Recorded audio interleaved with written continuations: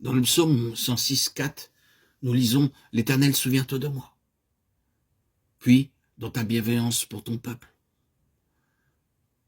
Dans le monde, les hommes sont divisés en de nombreux groupes. Certains le sont par la nationalité et disent « je suis indien, chinois, japonais ». D'autres le sont par la fortune, la position sociale ou encore par le langage, l'éducation, la profession.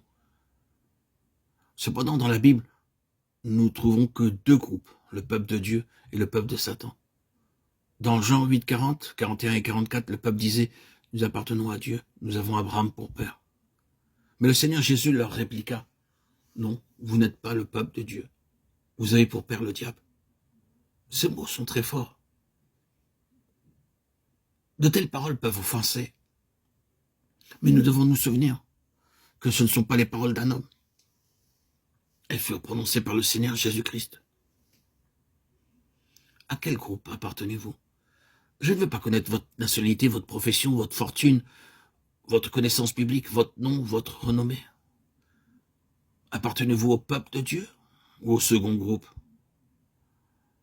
C'est seulement en recevant la vie divine de Dieu que vous pouvez devenir membre de la famille de Dieu. Vous ne pouvez pas de vous-même devenir anglais ou américain en mettant simplement un beau costume, une chemise ou une cravate. Au début, les Anglo-Indiens avaient une préférence marquée pour le travail dans les chemins de fer. À cause de cela, beaucoup d'Indiens, lorsqu'ils sollicitaient un emploi, empruntaient des chaussures, un chapeau, une cravate et se présentaient sous le nom de Mr. Smith, Mr. Henry ou Mr. Mathieu. Maintenant, les choses ont changé et Mr. Smith prend le nom de Guru Swami. Cependant, rien qu'en changeant simplement de nom, vous ne pouvez pas devenir une personne différente. Faites-vous partie du peuple de Dieu?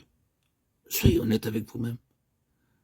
Que votre prière soit éternelle, souviens-toi de moi dans ta bienveillance pour ton peuple.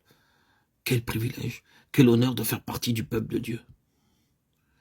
Le Seigneur Jésus-Christ est venu dans ce monde afin que les fils du diable puissent devenir les fils de Dieu. Partout en Inde, il y a de nombreux mendiants.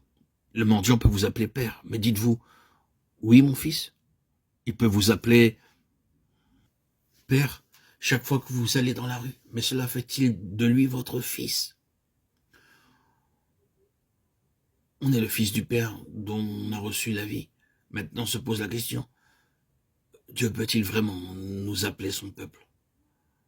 Oh, combien je remercie Dieu de ce qu'il peut m'appeler mon fils. C'est seulement en recevant la vie de Dieu, la vie spirituelle éternelle, vie nouvelle et divine, que vous pouvez devenir un enfant de Dieu. Alors, même sans que vous le demandiez,